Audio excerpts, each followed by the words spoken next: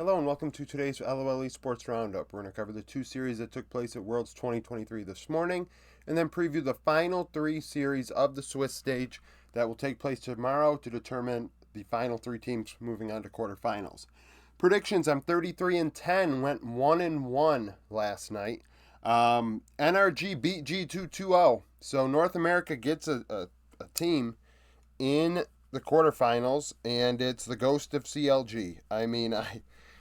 When I woke up this morning, so I didn't obviously get up to watch these series live. I watched them after the fact. And I saw the result. I was in shock. I'm truly in shock that NRG beat G2. So, Palafox was my MVP. FBI 11-3-22, 29% of damage. Dokla, Deathless, 11-0-17. Caps in the loss, 4-10-3, 31% of damage. So, a disaster for G2. I can't believe it. I was so in on G2 in this one that I'm like, G2 could scrim and win. And in the end, that disrespect, I believe, is what cost them. We saw Belveth in game one. I hate Belveth. Kanavi is the only one that can coin flip it. Everyone else kind of stinks at it. And that was ugly. Yike was gapped by contracts. He was behind contracts. Contracts making things happen throughout this series. Yike unable to on the Poppy in game two as well. Palafox was my MVP all over the place on the Nico and then the Talia. I think I saw LPL viewers thought that Talia performance was the best one at Worlds out of everybody. Maybe this is the team that had been scrimming Weibo and beating them. NRG's been very good against the North American teams. We've seen that all year when it comes to the good teams. And then they beat G2. They beat Mad Lions. I'm shocked. I really am. Like, Dokla to BB, like, they ended up regulating BB to Ornn. And couldn't do anything. Bot lane, FBI Ignar pull out Senna Tom Kench. That's not the only time we see it today. And maybe DFM were onto something. It's kind of funny when you think back to it that, I was like, what the fuck is this, DFM? Why are you pulling out Senna Tom Kench? Nobody's played Senna in months. And all of a sudden, we see Senna Tom Kench today more than once, and it doing very well. NRG find a way. FBI played a great Senna game. Palafox all over the damn places. Nico was on point. His Talia, like I said, was excellent. And Contracts was setting a tempo that Yike just did not keep up with. And the Belveth didn't do enough in game one, in the early game, to be able to have a mid to late game that was impactful. It just, all around, was terrible by G2. A team that I would still say, and I've said this before and I'll say it again, one series does not really determine who's better than the other. I personally believe you need multiple days of series to truly have a real concrete opinion on that. Right now, obviously, NRG were better than G2 today, and that's essentially what it is. I don't know what the heck G2 was doing. I really don't. It just was, they were a disaster. And I can't believe that CLG's Ghost are at quarterfinals. You got to give NRG credit. A lot of people want to say, oh, they got an easy run, this or that. And it's like, for the past few years, and I'll talk about this Monday, again, with the format stuff, I want more East versus East matchups. We never get to see Gen G versus Top Esports or this or that. We don't get to see those matchups. And it's like, okay, well, now you do. It's like, oh, well, now I don't like this one either. Now teams are getting harder runs to quarterfinals than others and this or that. And it's like, yeah, but if you wanted the best teams, which typically are the Eastern teams, to play against each other, they are going to play against each other. That's how that works. You don't get to say, I want to see Eastern teams play each other, and then when you get it, say, yeah, but Western teams now, they got an easy run to quarterfinals. Like, that's how that works. That's how that works. Like, I don't get it. I don't get it. We walk back our previous statements, and instead of just acknowledging, oh, well, I wanted to change. This is not my intended result for what it was.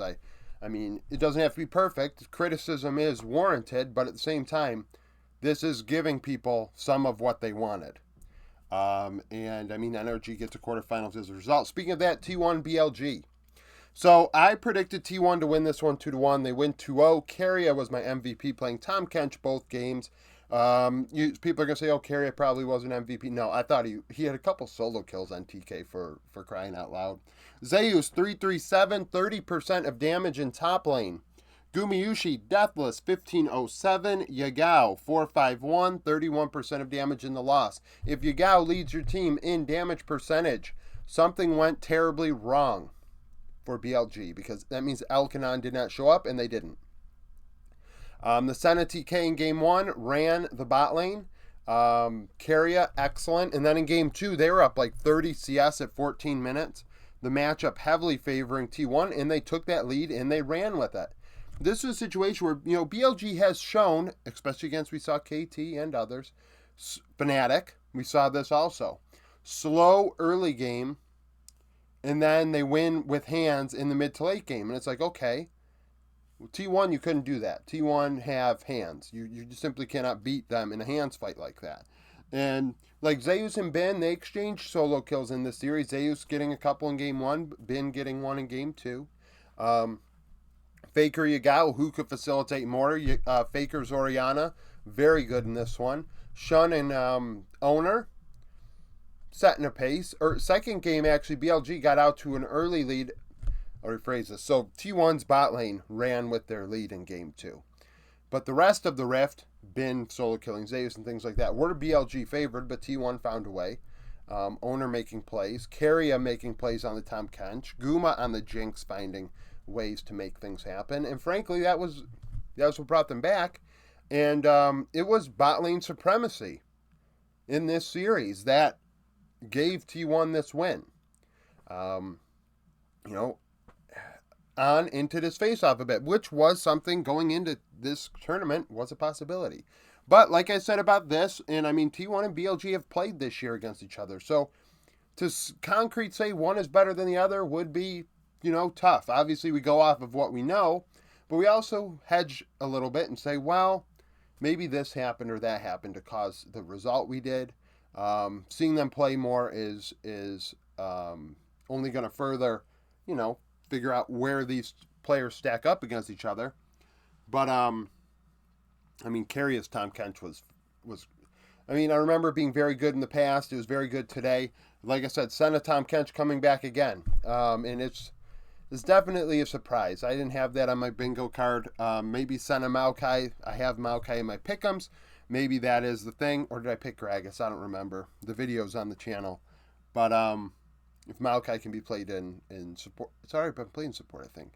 It still needs to be played in top. T1's the only one that might do that. So, Elk struggling on into this face-off. And it just wasn't enough. Ben had some good moments. Yagao had some good moments. But when Yagao is the guy leading your team in damage, if you're BLG, you're probably going to lose. That's just not a recipe for success. Sneak peek for tomorrow. So obviously I'm going in depth differently in these series because things vary. So first we have KTD+. That means all 4 LCK teams will not go to quarterfinals. I think, in my opinion, this actually proves just how not rigged this format is and scripted, because if you're having Worlds in Korea, you would imagine that they would ensure that all 4 teams had an opportunity to get to quarters at this point, and it's not happening. We have KTD+ facing off. KT have won all 5 matchups, but we're only looking at 3 of them because 2 of them Bible played for D+. So KT 3-0. Keen went 6-4-22, 34% of damage across those 3 games. So yeah, 1/3 of the team's damage comes from top lane for KT when they played D+. They had 2 of these games from LCK Summer, as well as one that occurred last week at this tournament.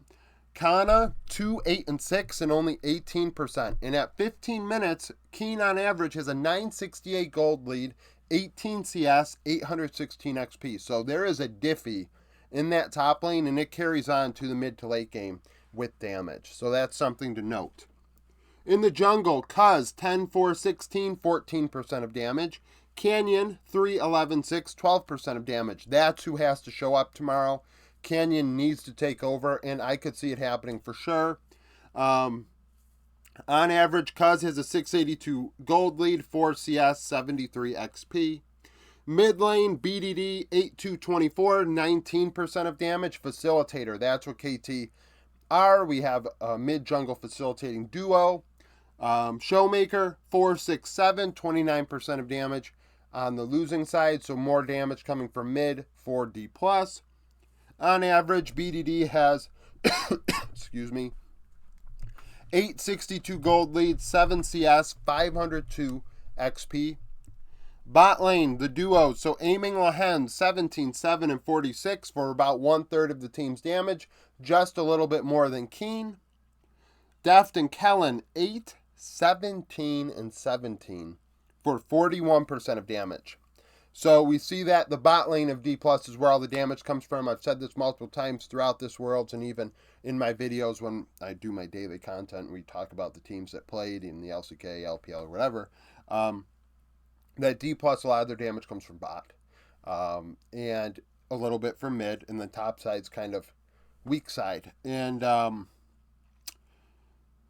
that's different than KT. KT, like I said, a lot of it's coming from top as well. On average of 15 minutes, KT up over 1,500 gold in the bot lane. However, D+ are up 8 CS and 730 XP in KT's favor. So you could say KT go take Rift Herald. They go get objectives and open up a gold lead, where D+ are like, okay, you go take Rift. We're going to go get a couple CS in bot lane, at least in these 3 games. Next, we have BLG G2. MSI 2023 is when they played. I'm not going to go in depth like this. Games of Legend has a lot of the stats I use. Because these are combined, I ended up doing it that way because these numbers are my own that I did, where these are off of Game of Legend outright. So if you want to look at that, you can. BLG won 3-1. Elk led the team in damage, going 25, 10, 24, 38%. Hansama 21, 13, 22, and 28%. So a different look there, right? G2's bot lane dealing a lot less damage when it comes to share, as well as, I think, outright damage. Like Elk had over 900 DPM in this one. He has to show up more so than he did there.